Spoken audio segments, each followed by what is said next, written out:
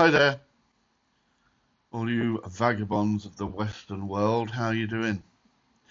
I've not read my poems for a while. I've not really posted much, but I'm going to read a couple now. And I say to you now, I haven't really.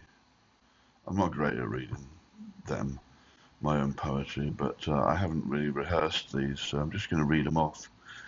Mainly because I've not put any accompaniment to my writing up on there recently, so I thought I'd do that.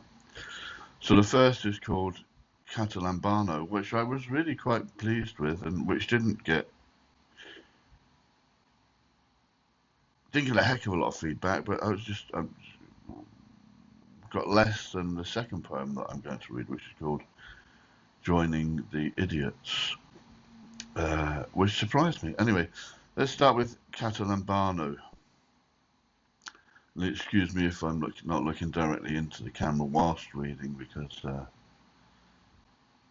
I have to read them because I don't memorize my poems, my scrawls, shifting sands, I suppose. So this is Katalambano. The dreaming moon rolled over to see the sun arise. Pulling darkness to its shoulder, it slipped the shining skies. The never-ending chase of days, of lightness and of dark, the shadows and enlightened ways on which our lives stand stark. Their beauty and their foreboding carry fearful dread and hope, each stretching hour eroding our resilience to cope. Yet still our spirit lifts us clear of each relentless fall, to raise us far beyond our fear, that we be not so small. So when that sleeping moon does pull, and beg your soul to stay, awake and shine as sun that's full, and drive the dark away.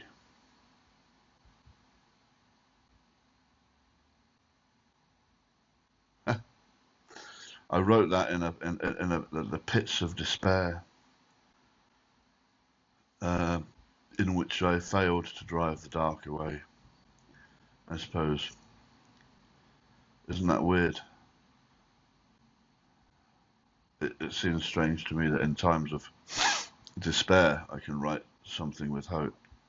Anyway, cheers to that one, my dears. Iron brew, hey? Breakfast of champions, that. So this one is a rather flippant little thing, written in maybe anger and frustration rather than any element of hope. And it's called Joining the Idiots, and there's a little play on words if you see it written, if you read it. So you can probably work it out, but that's not that bloody complicated. Came out of my head, so it wouldn't be. Although it's a little bit convoluted, the verbiage is a little bit back to front, purposely. Anyway, this is called Joining the Idiots. It takes just 2 eyes to join the dots, not the language skills of polyglots. It takes no asking why to turn the blind eye, to not see all hell fall from their sky. It takes no raised voice to let them starve, no moral choice on your behalf. It takes no hand of peace to keep the war, that shall not cease to keep them poor. It takes no lended ear to not hear their cries, to ignore their fear and dismiss their whys. It takes just your brave heart to quiet the drum that beat the start of their kingdom come. It takes just 2 eyes to join the dots and see the lies of idiots.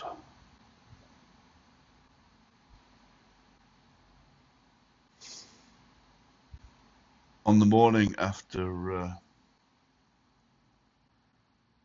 Charlie Kirk was shot down in front of students in a convention or a meeting in Utah. Didn't really much care for Charlie Kirk's politics.